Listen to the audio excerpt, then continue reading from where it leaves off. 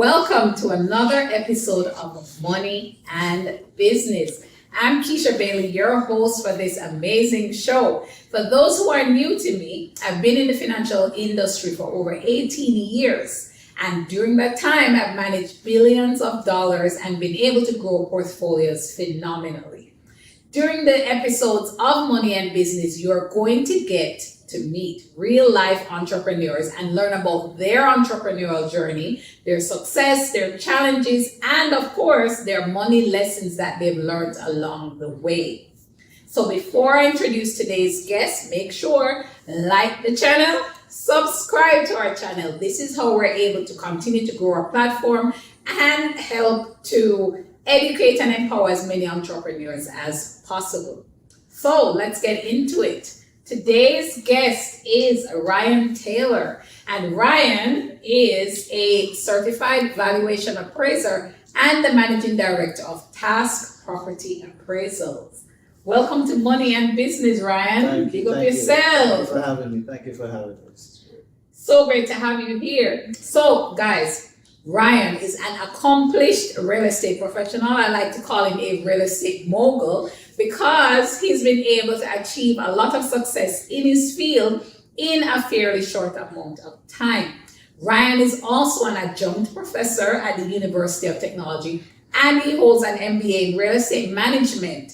Well accomplished guy. He now runs his company, Task Property Appraisal, which is one of the leading valuation and real estate appraisal companies in Jamaica. You know, real estate is a booming sector in Jamaica, and to be involved in that sector and achieve success is quite the achievement. Yes, it is. So, Ryan, share with our audience a bit about your background, your journey. How did you become the successful real estate entrepreneur that you are today? Well, Keisha, it started out when I was younger. I had my father as a mentor, which is very important.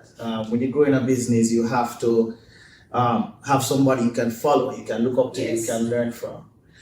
So I had that from a very young age. When I went to George's, I looked up to him in every form and fashion. And so in growing up, I had someone to imitate, basically, and follow. So I had the strategy, I had the mindset, and somebody that I could, an example, basically. Yeah. So I worked with him for some time when I left high school and learned the field. You know, it wasn't an easy journey, and tell you the truth, sometimes you feel like, you want to give up. Yeah. But you have the vision, and I worked hard with him because it wasn't easy. It was the easy time. Ups and downs. Right. Because, Yeah. as a father, you have to make sure that you're not too easy with your children because they have to learn a tough life. So he was there with me and educated me through the challenges of the profession. And then I applied to the University of Technology where I teach now. Nice. Full circle. Look at Full that. circle, right.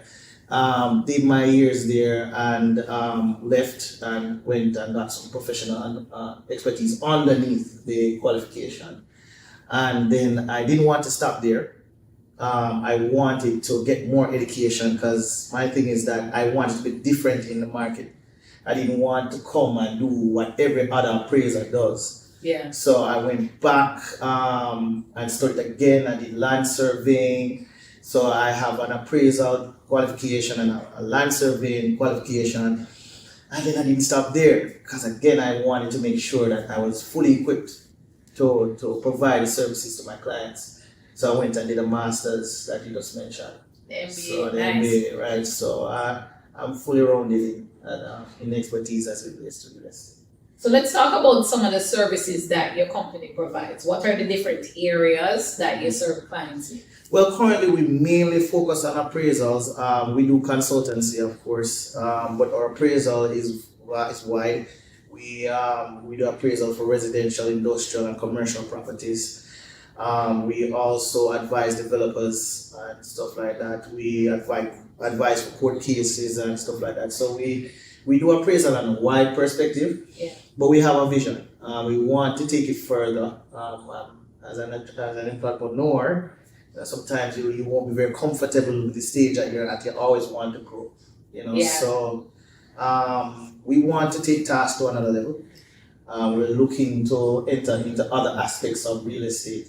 For example, like real estate sales, auctioneering, and stuff like that. We are licensed as a property management company, so we do that as well. But we're going to look to open other sectors of real estate. That's nice. So I like the journey that you've gone through, that mentorship from your father. It's helped you along the way, and that propelled you to starting your own company. And you are doing multiple lines of business. Because we talk about it all the time. One income stream is too close to no income stream, and so having multiple income streams is important. Very important. Very important. So what about challenges? Because you said it wasn't easy, ups and downs. Let's talk about some of the challenges you would have experienced. Well, I won't go through the training aspect, because of course the training aspect to understand a field wasn't so easy. And I appreciate what my father did in not making it easy for me, because I can handle anything now. But since we're on a business conversation, let's talk about how I started. Now, when I had to go there and actually start the business, I had no money, right? I came out and I practically had to start with zero. But the thing about it is that you can work your connections, right? You can see who will help you. If you can find investors that can work with you and share your vision. For me, it was my grandmother. I could sell my business pitch to her. And I told her that, listen, I want to be like Daddy. I want to start my own real estate firm. I don't have any money. And then she said, listen, you know what? Come up my office, start there. And that's where tasks started. No money at all. But I got a little office. I used her connections and other connections that I had to build a name. One of the things in business you'll understand is that the first people that are going to support you is not a stranger, it's the people that know you. Right. Gems. So you have to reach out to them, tell them what you're selling, and then sell it to them and let them invest in you in whatever way or fashion. She didn't invest money, but she invested her property. She allowed me to be there. And so it was difficult at times because I didn't have any money. And then the difficulty is to actually sell the name now. So, I have the office, thank God, but now I need to get money, right? I need to sell it. So I went to different institutions trying to sell the product to them. I got rejections here and there, but guess what? I didn't stop. I continued knocking on doors, sending out emails and stuff like that. And then one day I got on my first panel, which was NCB, and that was great. Now I could actually do jobs for a major financial institution, and getting on that panel was a big plus, because then I could tell other panels, that other banks or institutions, that listen, I'm on NCB. So, I'm respected. So, you can put me on your panel as well. And that's when things started to roll. But it was difficult to, Keisha, just to have bills and not being able to pay them, because the income level is not where you want it to be. And, but it was one thing was trusting in God and trusting in the vision and what I know I could accomplish.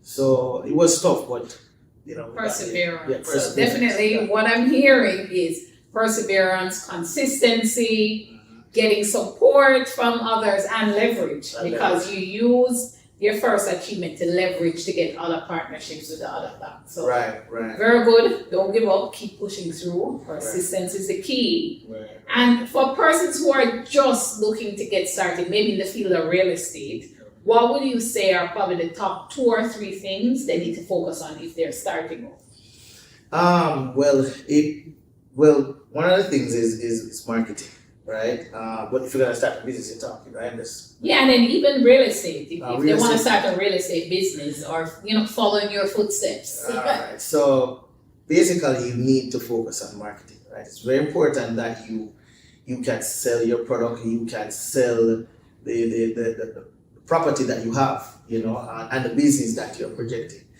Another thing is networking. Very important. It's hard to grow a business